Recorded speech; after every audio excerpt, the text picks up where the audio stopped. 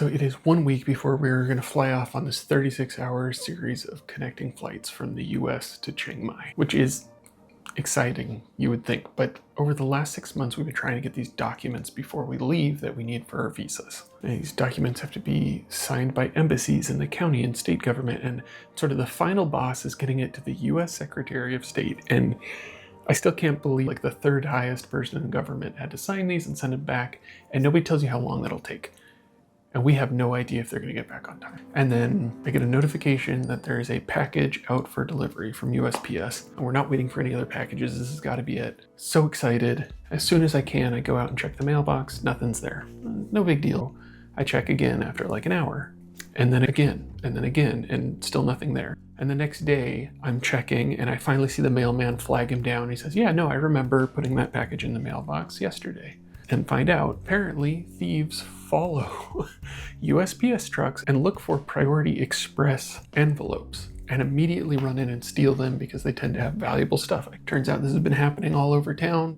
Now it's a week out and we are effectively completely screwed. It's way too late to change our plans, way too late to cancel tickets. We just have to fly off and into the unknown and hope we'll be able to get some kind of visa and it's all gonna work out. But it's terrifying. But now, present day, we're here. It all worked out, spoiler alert. It was a really, really bumpy road and the hardest move I've ever done in my life, but we made it. So why did we fly off to the other side of the world? And I think the more interesting part is how and why I walked away from like 500,000 subscribers that we built up on social media on all the channels, and how that sort of was a part of this journey of moving abroad. I think that's actually the more interesting part. So for those who didn't come from the TikTok, somewhere around 2022 in the middle of the pandemic, I started posting these Excel templates that I make on TikTok. Nothing happened at first, but then kind of out of nowhere, one of the posts got like 10,000 views. And that was like, for me, a big deal, more views than pretty much anything I'd ever gotten before. And then another one got like 100,000 views. And that was like a little scary.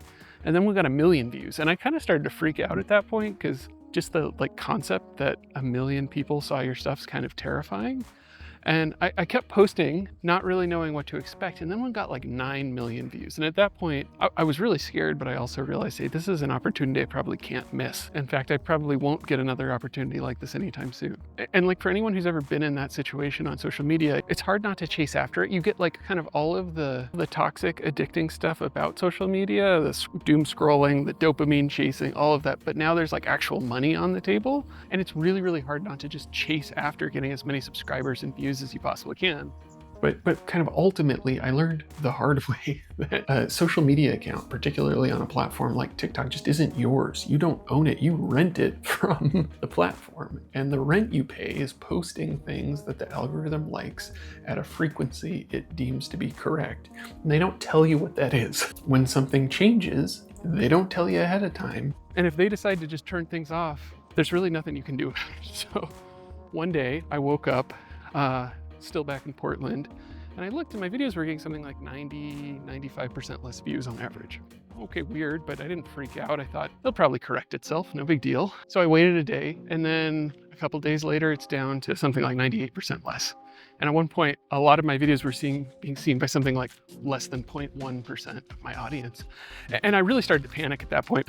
I went and tried to reach out to customer support or something like that. Turns out there is no real customer support to reach out to. I tried adjusting what I was posting, and turns out that takes months and months and months to ever really make a difference. None of it was working. And I kind of had to come to this very hard realization that maybe this wasn't a thing I really wanted to be doing outside of it being really successful on social media. What I didn't mention is simultaneously, I was kind of getting fixated on starting to just budget out our future. I'm starting to think about our parents retiring. I'm starting to think about what it's going to take to own a home. All these things, really starting to model things out. There was a very clear conclusion to me, which was that because my wife and I weren't going to inherit anything, and because our life was sort of rooted in a relatively high cost of living area, there really just wasn't a viable path to us finding a way to manage our parents in retirement because they don't have any money saved, and even smaller chance of us ever being able to retire. We'd have to work until the day we died, let alone even being able to get a house. It became very clear that the probabilities were heavily in favor of that not being in the cards.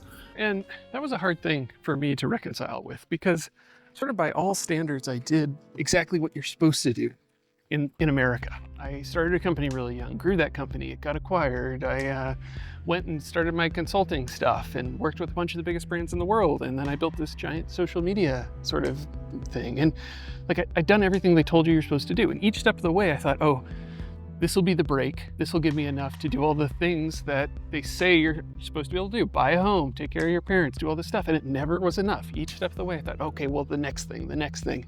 But we just never got there. And so I'm in the midst of this sort of low-grade crisis.